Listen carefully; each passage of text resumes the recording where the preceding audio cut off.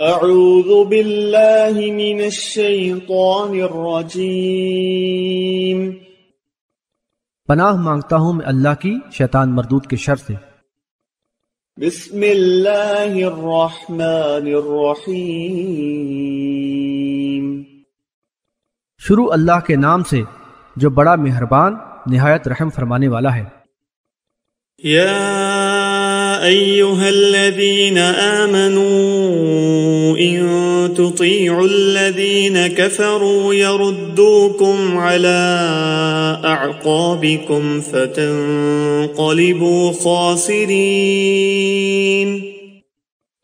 اے ایمان والو، اگر تم کافروں کا کہا مانو گے تو وہ تمہیں الٹے پیروں پھیر دیں گے، پھر تم خسارے میں پڑ جاؤ گے۔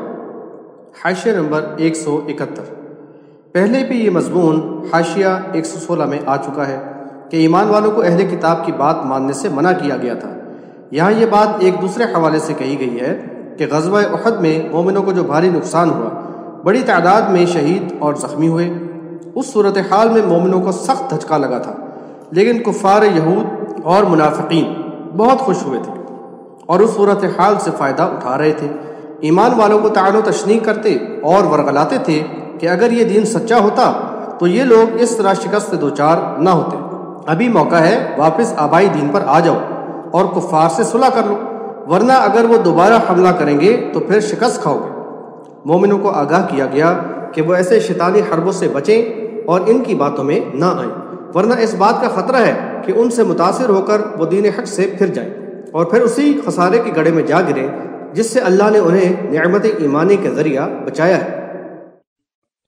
بل اللہ مولاکم وہو خیر الناصرین۔ یہ نہیں بلکہ اللہ ہی تمہارا کارساز ہے اور وہ بہترین مددگار ہے۔ حاشیہ نمبر 172۔ مومنوں کو واضح کیا گیا کہ کفار و منافقین تمہارے خیرخواہ نہیں بلکہ شدید ترین دشمن ہیں۔ تمہارا مددگار اور کارساز تو اللہ تعالیٰ ہی ہے اور وہ بلا شبہ بہترین مددگار ہے، اور مومنوں کو تو ہر قسم کے شک و شبے سے بالا تر ہو کر اسی پر توکل کرنا چاہیے۔ تمام حالات و معاملات کا پورا اختیار اسی کو ہے، وہ قادر مطلق ہے، جب چاہے حالات کا رخ پھیر دے، سب کچھ اسی کے قبضہ قدرت میں ہے۔ سنلقي في قلوب الذين كفروا الرعب بما أشركوا بالله ما لم ينزل به سلطانا ومأواهم النار وبئس مثوى الظالمين۔ ہم عن قریب کافروں کے دلوں میں رعب ڈال دیں گے، اس لیے کہ انہوں نے اللہ کے ساتھ ان کو شریک کیا ہے جن کے لیے اللہ نے کوئی دلیل نہیں نازل کی۔ ان کا ٹھکانہ جہنم ہے اور وہ ظالموں کا برا ہی ٹھکانہ ہے۔ حاشیہ نمبر 173۔ مومنوں کی ہمت بندھائی جا رہی ہے کہ وہ غزوہ احد کے وقتی نقصان سے دل برداشتہ نہ ہوں۔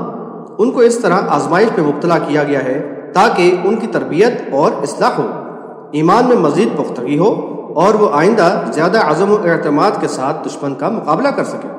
ایمان والوں کو تو اللہ کی مدد پر پورا یقین ہونا چاہیے۔ اگر وہ صبر و توکل کے ساتھ پوری طرح جم کر مقابلہ کریں گے تو اللہ کی تائید و نصرت ان کے ساتھ ہوگی۔ وہ دشمنوں کے دلوں میں رعب ڈال کر ان کا منہ پھیر دے گا اور ان کی کثیر تعداد اور وافر سامان حرب ان کے کچھ بھی کام نہ آئے گا، کیونکہ انہوں نے کفر و شرک کی روش اختیار کر کے اپنے آپ کو اللہ کی رحمت و مغفرت سے محروم کر لیا ہے۔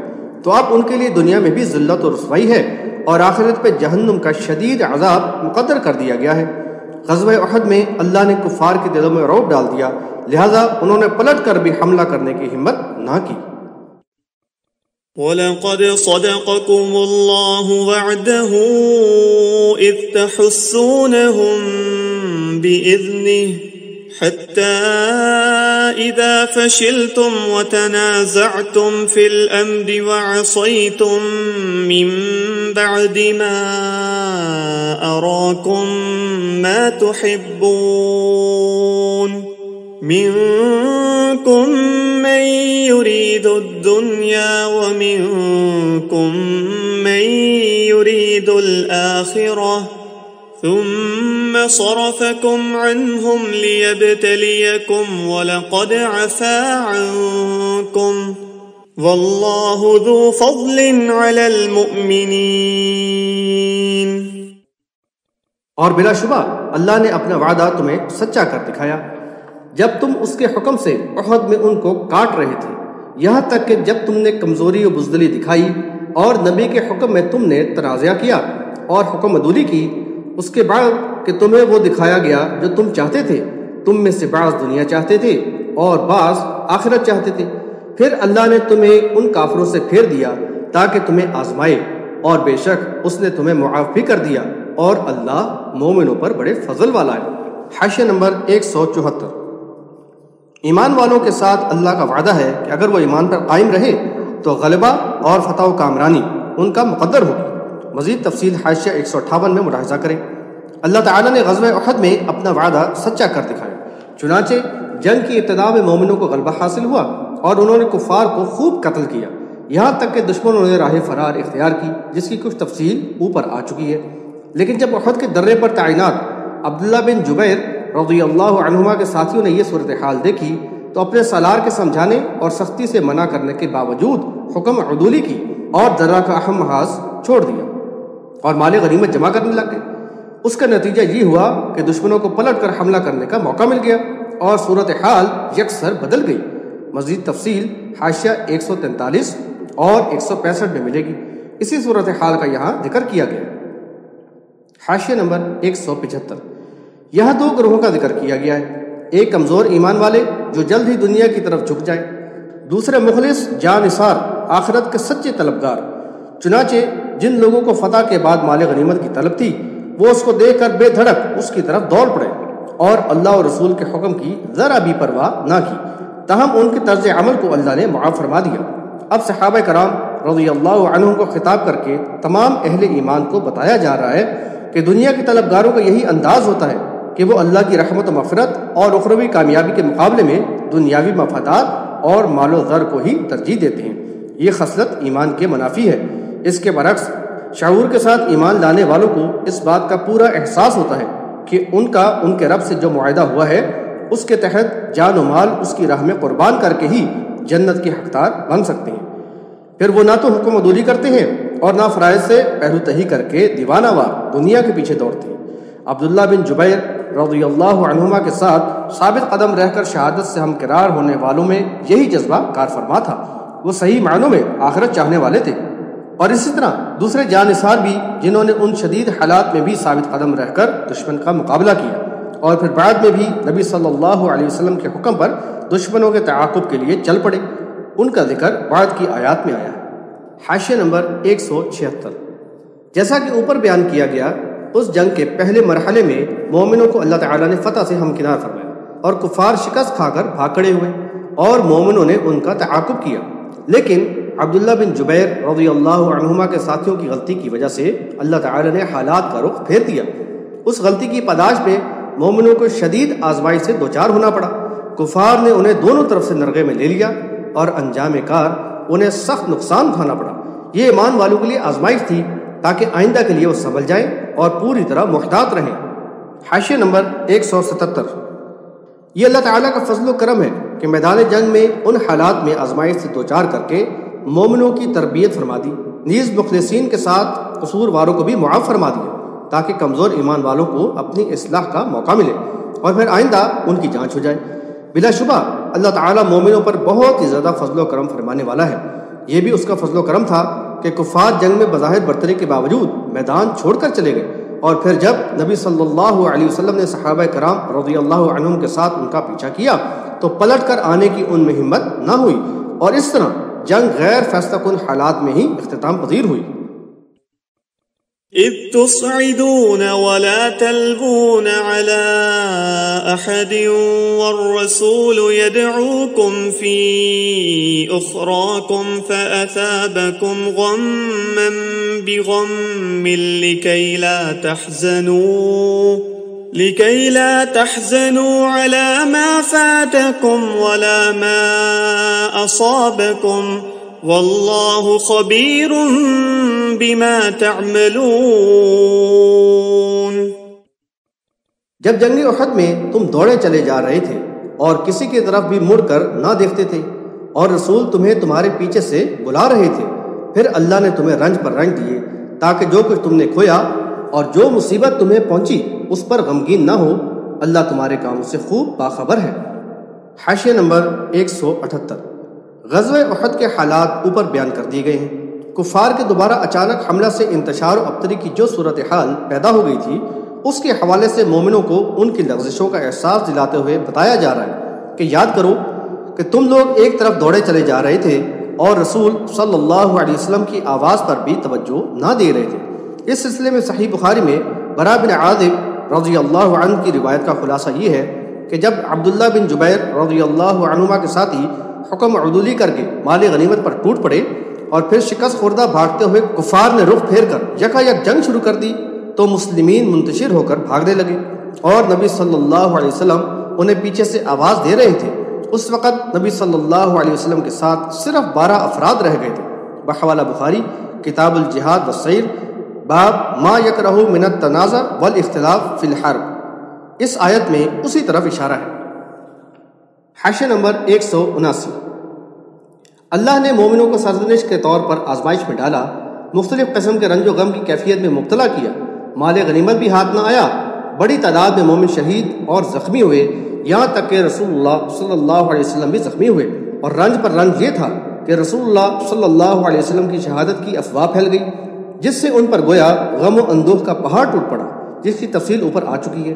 یہ آزمائش بلا شبہ مومنوں کی تربیت اور ان کے تزکیہ نفس کا ذریعہ تھی تاکہ وہ رائے حق میں دکھ سہنے اور ہر قسم کے نقصانات و مصائب پر صبر کرنے کی صفت اپنے اندر پیدا کرے۔ یہ عزم و حوصلہ کو بحال رکھنے کے لیے بے حد ضروری ہے۔ اس میں ایمان والوں کے لیے سبق آموز نصیحت ہے، جس کو سورہ حدید آیت نمبر 22 اور 23 میں بھی بیان کیا گیا ہے۔ بتایا گیا کہ جو بھی مصیبت آتی ہے وہ اللہ کے علم میں ہوتی ہے اور کتاب تقدیر میں درج ہوتی ہے، لہذا مومنوں کو نہ تو رنج و غم کے موقع پر حد سے زیادہ پریشان ہونا چاہیے اور نہ کچھ ملنے پر اترانا چاہیے۔ اللہ اترانے والوں اور فخر کرنے والوں کو پسند نہیں کرتا۔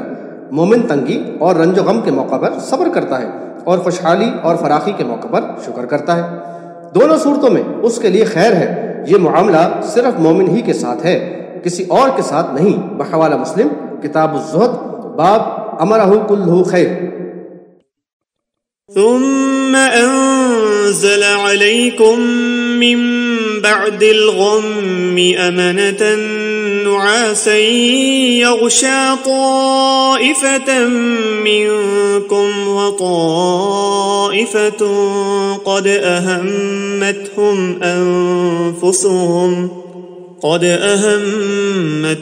أنفسهم يظنون بالله غير الحق ظن الجاهلية يقولون هل لنا من الأمر من شيء قل إن الأمر كله لله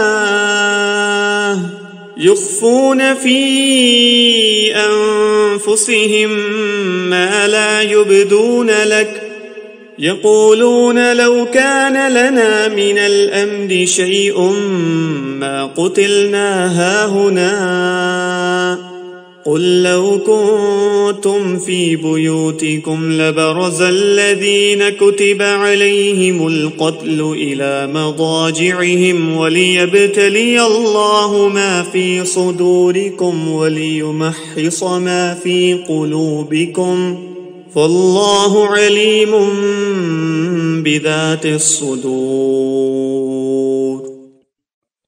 پھر اللہ نے اس غم کے بعد سکون کے لیے تم پر اونگ نازل کر دی جو تم میں سے ایک جماعت پر طاری ہو گئی، اور ایک گروہ کو تو بس اپنی جانوں ہی کی فکر پڑی ہوئی تھی۔ وہ اللہ کے بارے میں ناروا جاہلیت کے گمان کر رہے تھے۔ وہ کہہ رہے تھے کہ کیا اس معاملے میں ہمارا بھی کچھ اختیار ہے؟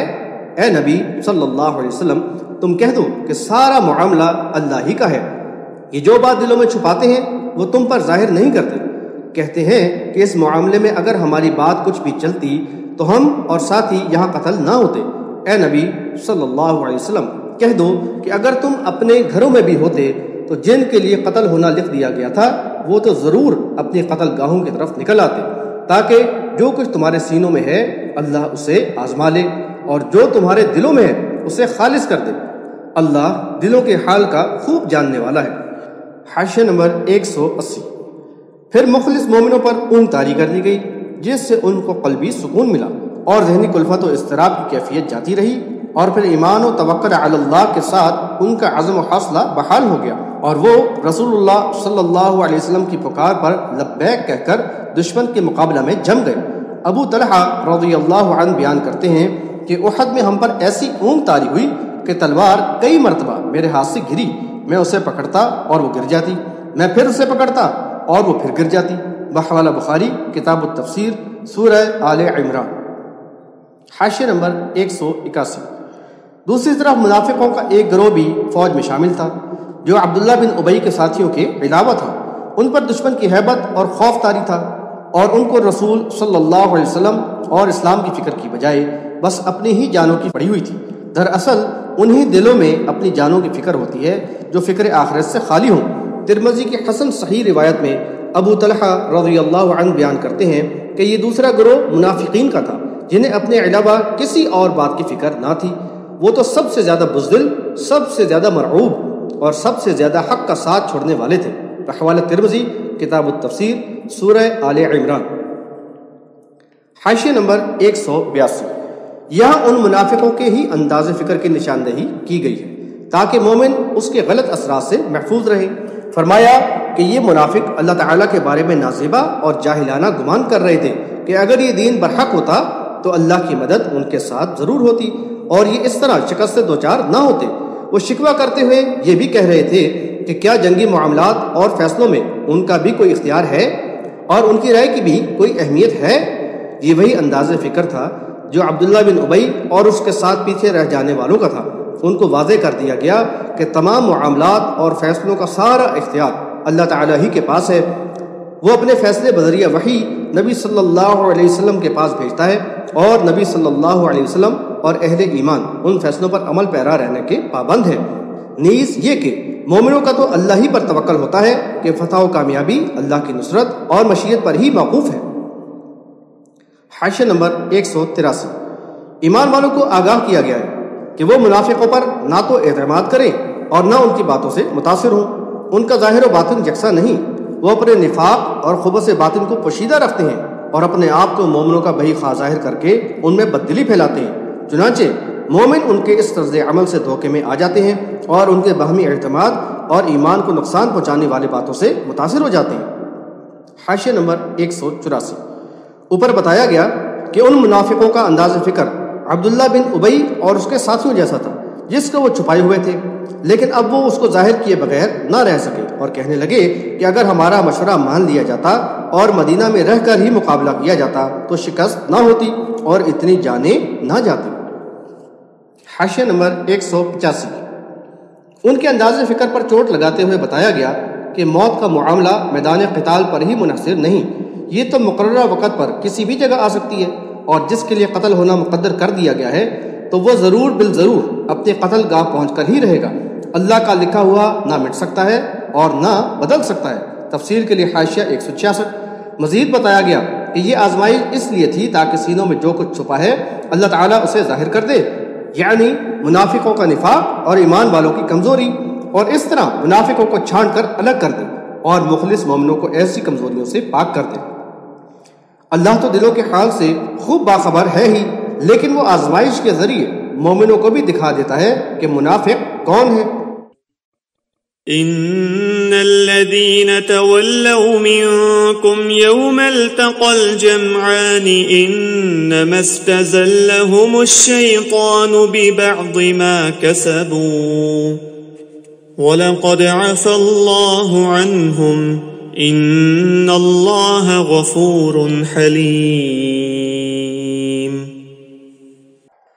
اس دن جب دونوں لشکر مد مقابل ہوئے، تم میں سے جو لوگ منہ پھیر گئے ان کے بعض کرتوتوں ہی کے سبب شیطان نے انہیں ڈگمگا دیا تھا، بلا شبہ اللہ نے انہیں معاف کر دیا، بے شک اللہ بہت زیادہ مغفرت کرنے والا، تحمل والا ہے۔